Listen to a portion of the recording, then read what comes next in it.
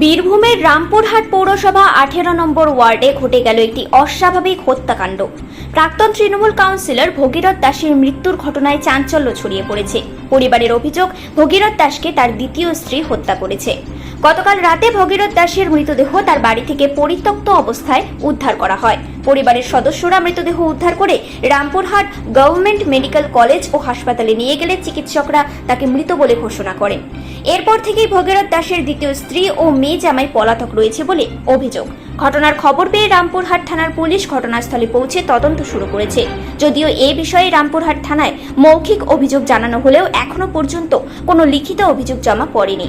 ভগীরথ দাস 2015 সালে রামপুরহাট পৌরসভা 18 নম্বর ওয়ার্ড থেকে বিজেপি প্রতীকে জয়ী হয়েছিলেন। পরে তিনি তৃণমূল কংগ্রেসে যোগ দেন এবং বর্তমানে তৃণমূলের হয়ে দলের কাজ করছিলেন।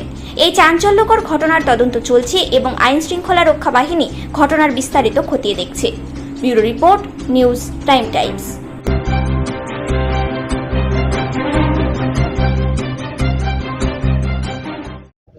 ঘটনা বলতে গেলে বাড়িতে পুজো ছিল, মনসা পুজো। পুজোর দিন চলে গেল, মৎস্য হয় আমাদের, ভোগ হয় মায়ের, ভোগের দিন হয়ে গেল। তারপরের দিন সব প্যান্ডেল গুটাতে ছিল, যা করা ছিল আয়োজন, সেগুলো গুটাবার লেগে দাদা বসেছিল বাড়িতে।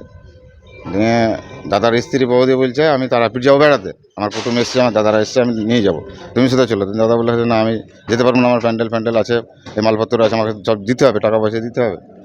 দিয়ে এ বলে চলে এসছে এখানে, প্যান্ডেল খুঁজছিল। দিয়ে ওরা চলে গেছে তারাপীঠ। দিয়ে এসে থাকে, প্যান্ডেল খোলা পড়ে, সব টাকা পয়সা সব মিটাই করলে একটা রেডটা বেজে গেলো। বাড়িতে গেলো, দেখছে তালা মারা। দিয়ে এসে গামছা পড়িয়ে আছে, আবার চলে এলো। যেমন দাদা 5টা, তখন ঘুরতে 5টা বেজে গেলো। দাদা ভাত খেলাম, চান করে দেখছি চান করছি, আবার যাই। দিন দেখছে তো বাড়িতে এসছে।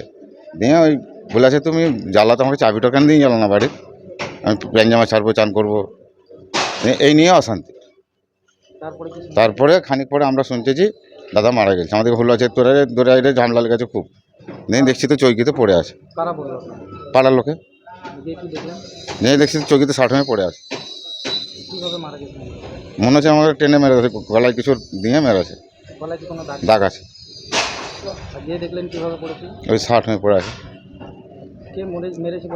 আমার মেরেছে ওই সবাই মিলে মেরেছে ওরা, ওই বৌদিরা, রিঙ্কু, মাম্পি। ওই রিঙ্কু, মাম্পি, বাবু, আর ওনার ভাইজি, আর ওনার মা, দাদা ছিল, দাদারা ছিল। কী কারণে সেটা তো বোঝা যাচ্ছে না। ওই ঝামেলা, ওই সূত্র। আর টাকা পয়সা নাই, এখন কাজ কাম করে না দাদা। আগে কাউন্সিলর ছিল, এখন কাউন্সিলর নেই। আগে কাউন্সিলর ছিল বিজেপি দলে, তৃণমূলে ঢুকেছিল, বিজেপিতে জিতেছিল। হ্যাঁ, তৃণমূলে ঢুকেছিল। না, আগে হতো না। ওই ভোটের রেজাল্ট চলে গেল, হেরে গেল, তখন থেকে অশান্তি শুরু হলো। হ্যাঁ, অভিযোগ করেছি, লিখিত লাইন। কি বলছে, লিখিত নেবো না, পোস্টমর্টমটা হোক, রিপোর্ট দেখবো, দিয়ে রিপোর্ট কী করবো। গঙ্গাধর দাস।